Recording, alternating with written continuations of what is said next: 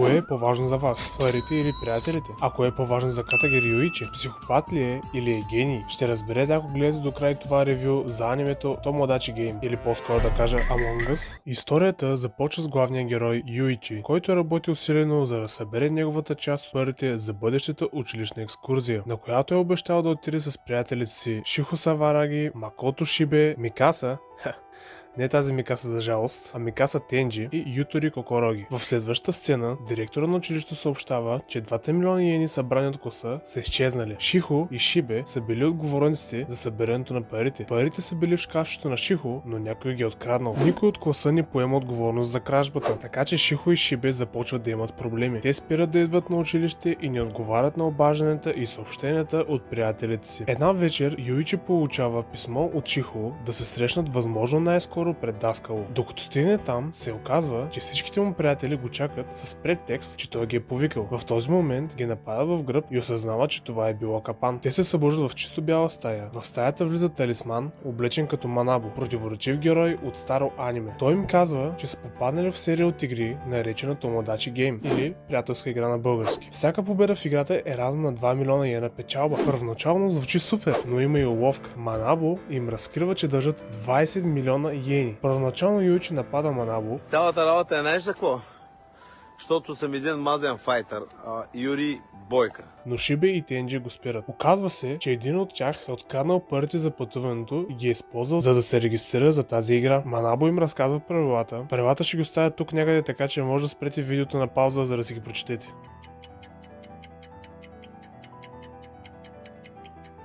Когато играта започва, дългът от 20 милиона се разделя поравно между петимата. Играйки като отбор, те се провалят на лесните въпроси и скоро Юичи разбира, че някой сред тях ги саботира. Той се опитва да реши въпроса, но не успява. Затова, когато се стига до последния въпрос и те са на път да бъдат елиминирани, той нарушава правилото, като говори преди да изберат отговор. Нарушение, което гарантира, че дългът му ще бъде удвоен. Първо, Юичи задава перверзен въпрос. Юичи продължава да говори, заявявайки, че сред тях има предател и че този човек иска да прехвърли целият дълг върху Ютори. Обаче това, че сега той притежава двойно повече от предишния си дълг, гарантира, че е осуетил плана. В края на речта си той заявява, че се шегува и че вярва на всички. Той просто искал да промени обстановката. Но както и да е, Юичи деликатно отправя заплаха към този, който може да е предателят. Той също така заблуждава предателят, поставяйки човека в затруднено положение. Това кара и петимата да изберат един и същ отговор на следващия въпрос. Те отговарят правилно и се класират за втората игра. Когато всички напускат стаята, за да се отправят към мястото за провеждане на втората игра, Юичи остава, за да намери улики за предателя, но не получава нищо. Втората игра е озаглавена Бадмауф Сугороко и е на път да започне. В тази игра трябва да споделите запоставяща тайна за свой приятел. Правилата пак ще го ставя тук някъде, така че спаузирайте видеото. Когато тайната бъде прочетена от картичката, публиката ще избере човека с най-лошата и ще трябва да се придвижи напред към финалната линия. Първият човек, стигнал до финалната линия, ще претърпи огромна загуба. Групата приятели решават да подадат празни карти и да се придвижат с еднакъв брой стъпки, но всички те са изненадани, когато видят, че дълга им се увеличава и изпадат в паника. Скоро след това, някой пише на картичка и разкрива връзката на Шихо с Юичи и Тенджи. Това почти води до бой между Шибе и Тенджи. Настъпва следващия рунд и се споделят още мръсни тайни, което натрупва неприязъм и липса на доверие сред приятелите. На следващата карта пише, че Ютори участва в платени срещи, предлагайки тялото си на по-възрастни мъже. Това я кара да избухне в сълзи, обвинявайки Шихо, тъй като само Шихо е знаела за това. Тази маска със сълзите си може да напълни цял олимпийски плувен басейн. Групата от приятели вече изглежда напълно разделена, като Ютори се придържа към Юичи, докато Шихо и Тенджи са заедно, а Шибе е сам. Скоро се разкрива, че Тенджи е предателят и тайно е наблюдавал живота им. Но какво би накарало един предполагаем приятел да се обърне така срещу приятелите си, ще разберем малко по-късно. Тенджи е щастлив, тъй като усеща, че е унищожил взаимоотношенията на Ютори с Шихо. Сега, за да постигне целта си и да разруши всички приятелства на Шихо, изолирайки и правейки уязвима, той трябва да продължи това, което прави и да се опита да унищожи и чувствата на Шихо към Ютори. Тенджи решава да напише тайна за себе си, за да намали подозренията. Пише, че лъже за възрастта си. Отношенията между Шихо и Юичи и Шихо и Ютори се обтягат още повече в този епизод. Шихо стъпва на поле, което й позволява да номинира някого. Играта ще разследва и ще разкрие тайна за избрания човек. Опитвайки да върне доверието си към Шихо, Шибе се самопредлага. Скоро се разкрива, че баща му е корумпиран човек, който е вземал подкупи и е злоупотребявал сексуално с хора. По време на седмия рунд, следващата разкрита тайна е, че Шибе е убил някого. Той се разплаква и моли приятелите си да му повярват, че никога не би направил нещо подобно. Тенджи вижда Юичи да се усмихва и разбира, че Юичи го е написал. На Шибе е дадено шанс да докаже, че това е лъжа, но той няма как да опровергае подобно обвинение. Юичи се обръща към групата за втори път и им казва, че сред тях има предател, който се опитва да разбие приятелството им. Поред него предателят е написал всички неприятни злословия до сега. Той въвежда нова стратегия, при която те работят заедно и пишат лоши клевети само за себе си, освен за човека на първо място, така че ще бъде лесно да се разкрие предателят. Тенджи отказва и настоява Юичи да назове името на предателя, за да могат всички да се насочат върху него, което Юичи отказва да направи. Манабо носи резултата от следващия кръг и вместо 4 тайни, те са 10. Предателят е използвал правилото, според което можеш да напишеш повече от една тайна, и с това успешно е победил стратегията на Юичи. След това Тенджи моли Юичи да назове името на предателят, след като стратегията му се е провалила, но Юичи твърди, че е блофирал и не знае кой е. Това още повече разделя приятелите. Стигаме до моментът, в който Шихо вече е на последното поле, а Тенджи почти си е отмъстил, тъй като Шихо със сигурност ще стигне целта първа преди останалите. Юичи предлага гениална идея. Всички да напишат едно и също нещо, че те са тези, които са кандидатствали за участие в играта Томодачи. Идеята на Юичи има логика, защото ако ви хванат да лъжете по време на играта, има наказание, което наистина си е в правилата на играта. Така че всеки освен лицето, което действително е кандидатствал за участие в играта, ще премине към следващия етап на играта поради факта, че е излъгал. Когато Манабо донася резултата, вместо 5 картички, на които пише "Аз кандидатствах за играта Томодачи", има само една, а останалите са празни. Тенджи осъзнава, че е бил разкрит и започва да рони фалшиви сълзи, но такива ефтини актьорски номера не минават пред главния ни герой, който имам чувството, че е далечен братовчет на Ягами Лайт от Death Note. Юичи започва да обяснява на Тенджи как е общувал с Шихо чрез картите, предназначени за писане на тайни. Той и Шихо са били в екип от самото начало. Тенджи не е забелязал, защото е бил обсебен от идеята за отмъщение. Юичи също така е казал на Ютори, че Шихо е на тяхна страна. Въпреки това, я е накарал да продължи да се преструва, че се кара с нея, за да се увери, че Тенджи не се е усетил за плана. За да се увери, че другите членове на екипа могат да му се доверят и ще се съобразят с стратегията му, Юичи ги е накарал да му дадат табелките с имената им. Ситуацията изглежда неизбежна. Въпреки че предателят е бил разкрит, Шихо все пак ще загуби играта и ще премине към следващия етап сама. В този момент всичко се обръща с главата надолу. Юичи прошепва нещо на Манабо. Сещате ли се, когато ви казах, че в седми рунд Шибе е убил някого? Това е чиста лъжа. Юичи е излъгал, че Шибе е убиец, което постави Юичи една стъпка пред Шихо, което означава, че той преминава към следващата игра. Но това не е всичко. Става ясно, че Юичи е убиецът. И не какъвто и да е убиец, а сериен. Той е убил 3 души. Приятелите първоначално го молят да обясни, че има адекватна причина за това. Юичи обаче отрича за наличието на такава. Това кара приятелите му да се дистанцират от него. Сега, пригответе се тук,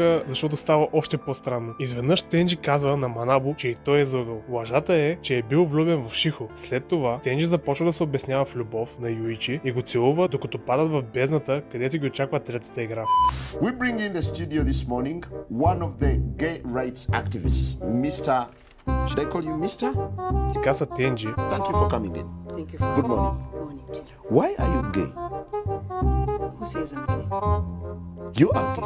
Юичи и Тенджи се събуждат в затворена пещера, в която трябва да оцелят 3 дни само с една бутилка вода, която изглежда, че е към 2 литра. Тенджи обяснява причината да ги предаде и тук има ретроспекция, че още в прогимназията той и 2 негови приятели са спестили пари, когато Шихо постъпва в тяхното училище. Приятелите му също харесват Шихо и решават да разделят парите помежду си и да ги инвестират по-отделно. Този, който реализира най-голяма печалба, ще бъде главен изпълнителен директор на бъдещата им компания и ще предложи брак брак на Шихо. Отвличат ги и ги принуждават да играят играта Томодачи, в която Тенджи губи и е наказан с 20 милиона дълг. По-късно научава, че приятелят му е похарчил всичките си пари за Шихо, говоря за играта Томодачи с баща си, което по-късно води до смъртта на баща му. Той също така казва на Юичи, че Шихо е излъгал за дълга си и доказва това. Заедно те решават да унищожат управлението на играта Томодачи. В тази сцена Тенджи слага край на всички теории, че е обратен, тъй като твърди, че е целнал Юичи, само защото е искал да получи възможност да обясни защо ги е предал. След като 3 дни приключват, те се отправят към една гора, където са посрещнати от Манабо. Тази игра е игра на криеница и двама се изправят срещу отбор Кей, или по-скоро да кажа отбор Куроко но баскет. По-големият им брой им дава предимство. Тук ще поставя правилата на играта, паузирайте видеото ако искате. Манабо пита отбор Си, който е на Юичи и Тенджи, дали иска да се прибави още един участник, понеже в тази игра е почти невъзможно да се победи само с двама човека в екип. Тенджи е против това, понеже е рисковано да се доверят на непознат. Юичи пита Манабо един прост въпрос: дали участникът е момиче? И Юичи приема веднага. Към отбора се добавя момиче на име Мария. Тенджи е човекът, който се крие за отбор Си, а Джузо ще се крие за отбор Кей. Тенджи се чувства малко замаян, тъй като не са яли от 3 дни. Те започват да търсят място, където Тенджи да се скрие. И накрая избират малка пещера. Юичи казва на Тенджи да не се отказва и Тенджи решава да му се довери напълно за тази игра. Юичи не може да донесе храна за Тенджи в продължение на 2 дни, тъй като членовете на група Кей го наблюдават и ще го проследят до пещерата. Гладният и жаден Тенджи получава обаждане от телефона на Юичи, но за жалост той е от член на група Кей, който му казва, че Юичи планира да го изостави. Това почва да поражда съмнение от Тенджи, но той решава да се довери напълно на Юичи. Група Кей е отбор, който разчита единствено на своя гениален лидер, който решава всичко вместо тях. На 3-я ден Тенджи, който вече 6 дни не е приемал храна, започва да халюцинира. Пренасяме се в централния лагер, където виждаме Юичи да казва на група Кей, че иска да се присъедини към техния отбор. Кей казва на останалите си съотборници, че трябва да се обадят на капитана и да му позволят да вземе решение. Юичи започва да им се подиграва, че са деца, които не могат сами да вземат решение, което кара избухливия Хякотаро почти да го удари. Насилието срещу противниковия отбор ще доведе до незабавна загуба. В тази ситуация разбираме, че Юичи всъщност не се отказва от победата, а точно обратното, че е решен на всичко за да разпечели. Кей се връща и казва, че капитанът е отказал да допусне Юичи в отбора. Той обаче ще го приеме само при едно условие: ако Мария също премине в отбора, което Юичи веднага отказва. С общи усилия Юичи и Мария успяват да избегат с храна за Тенджи. Те са преследвани от Хякотаро и Чисато, но Юичи жертва Мария, бутайки от скалата.